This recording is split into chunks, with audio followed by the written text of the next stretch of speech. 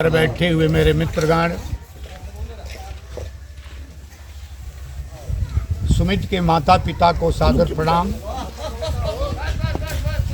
इस कार्यक्रम में पधारे हुए देवी और सज्जनों, आपकी अनुमति से मैं शहीद की माता श्री को पूरे इलाके की नहीं पूरे राष्ट्र की तरफ से, भारतीय जनता पार्टी की तरफ से सम्मान में, अब इसको बंद करो। सुमित की माता श्री को यह पुष्प दे करके सुमित के साथ साथ माता को भी सम्मानित करना चाहता हूँ। साथ में उनके पिताश्री हैं, उनको भी विनम्र प्रणाम। आप सवाल खड़ा कर सकते हो कि जिसके बाल सफ़ेद हैं, जिसकी उम्र बड़ी है, वह अपने से कम उम्र वाले को प्रणाम करता है। साथियों, एक बात कहना चाहता हूँ, संत की कोई उम्र नहीं होती और सेना के जवान की कभी मौत नहीं होती है। मौत कीड़े पतंगों और जो अपने लिए जीता है। सुमित जी अल्पायु में, कम उम्र में, 24 वर्ष की उम्र में इस मादरे वतन की, जरा आप लोग जरा बंद करिए।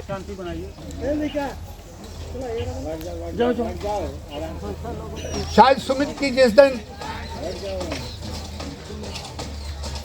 इस गांव में भारत सरकार की सेना द्वारा, भारत सरकार के प्रतिनिधि के द्वारा इस पावन भूमि पर लेकर उनके शव को लेकर आए, पूरा गांव हिंदुस्तान के ऐतिहासिक गांव में वह नाम शामिल हो गया। आज इस गांव की पावन माटी पर जो खड़ा होकर बोलने का साहस करता है, वो अपने को धन्य मानता है, धन्य मानता है। अब ख्याल करो देवियों, तुम भी बैठी हो, ख्याल करो। जब मैं कक्षा 6 में पढ़ रहा था, सन 1962 की लड़ाई हुई, बंद करा दो यार ना। 62 की लड़ाई में हजारों सैनिक मारे गए, किसी का 100 कुछ जीवित माता के सामने नहीं आया। इतिहास के पन्नों में बहुत कम लोगों का नाम लिखा गया। आजादी के बाद 62 से बाद 65 आया। 65 में भी लड़ाई लड़ी गई।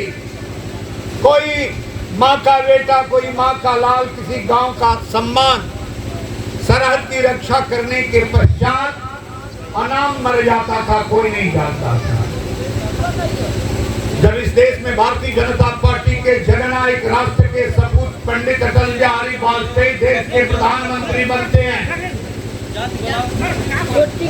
तो उन्होंने पहली बार इस बात को रेखांकित करने का काम किया, सेना का कोई भी जवान इस देश की संपत्ति होता है, देश की आन बान शान होता है।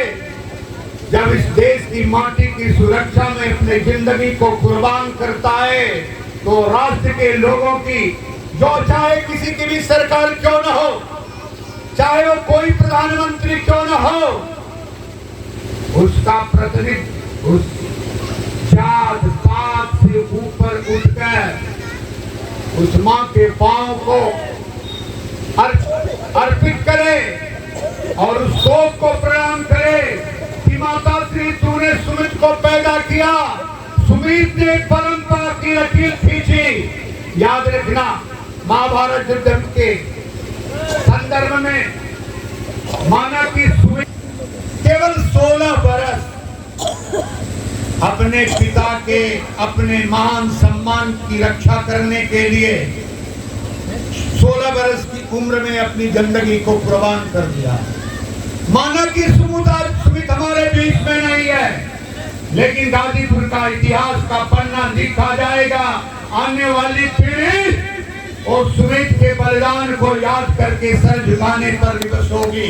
दुनिया की कोई ताकत उसके माता पिता का, उसके माता पिता को सम्मान देने का।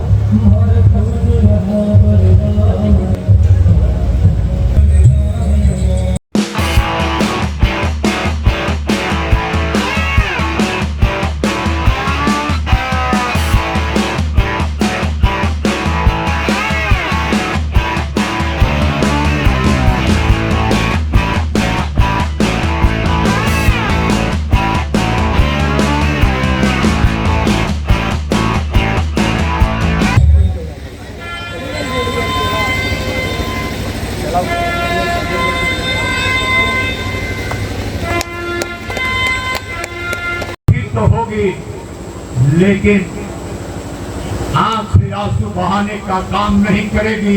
कहेगी, हे मेरे सुमित, अगले जन्म में यदि मां मैं बनती हूँ तो फिर मेरी कोख में तुम ही आना, पैदा होकर भारत भूमि की रक्षा के लिए अपनी कुर्बानी देना, मेरे आंखों में आंसू नहीं होगा।